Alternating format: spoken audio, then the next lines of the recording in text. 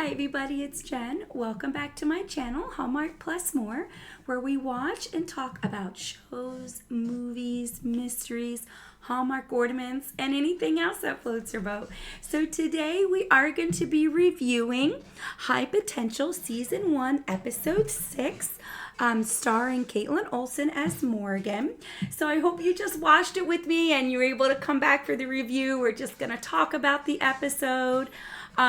Definitely interesting episode for sure. It starts off with the personal assistant of a CEO company doing a new launch of medicine to help small children. And she kind of wakes up drunk from a company party and finds her boss dead. So I thought from the beginning it wasn't her, just because we see her early on, right? And usually the first person you see isn't always the person who does it. And there was definitely suspects as it went along. And then in the end, you find out she really did do it. However, she did it in self-defense. And as she was kind of fighting her off, she hits her head. So she's kind of out of it. So, she's fighting her off, hits her head, and then the victim kind of stumbles onto the desk and she actually, hits the award. So it's almost like she didn't put the award in her chest and kill her. As she's fighting her off, she hits her head, stumbles onto the couch, and then the victim stumbles onto the award and keels over, basically. So it's definitely interesting. I mean, it was self-defense. A different take on the episode though, because I was like, it wasn't Sam.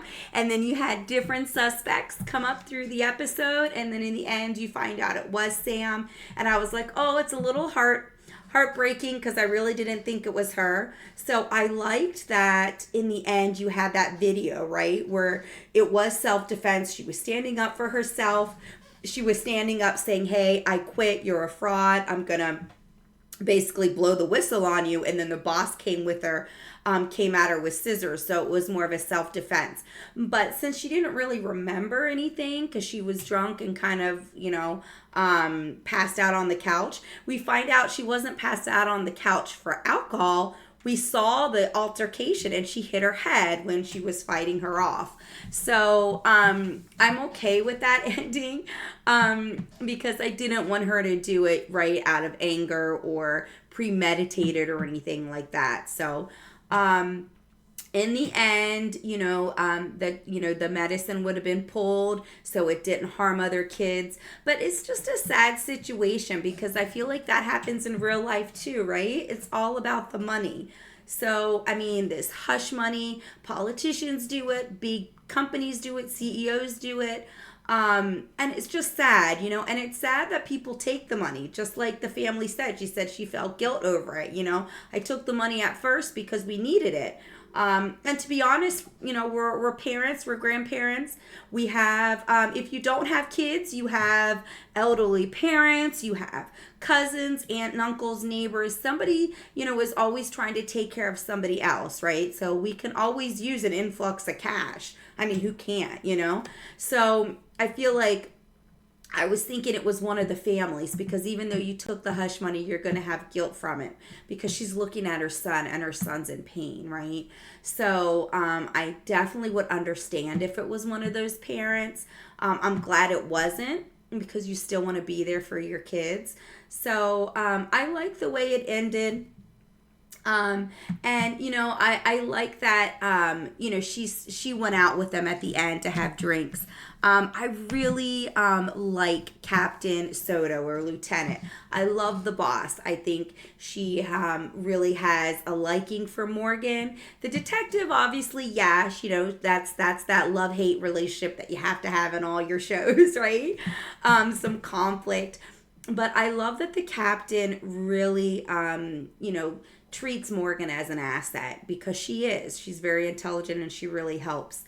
We didn't see anything in this episode about the little side story of Roman as the missing person that she is looking into for Morgan.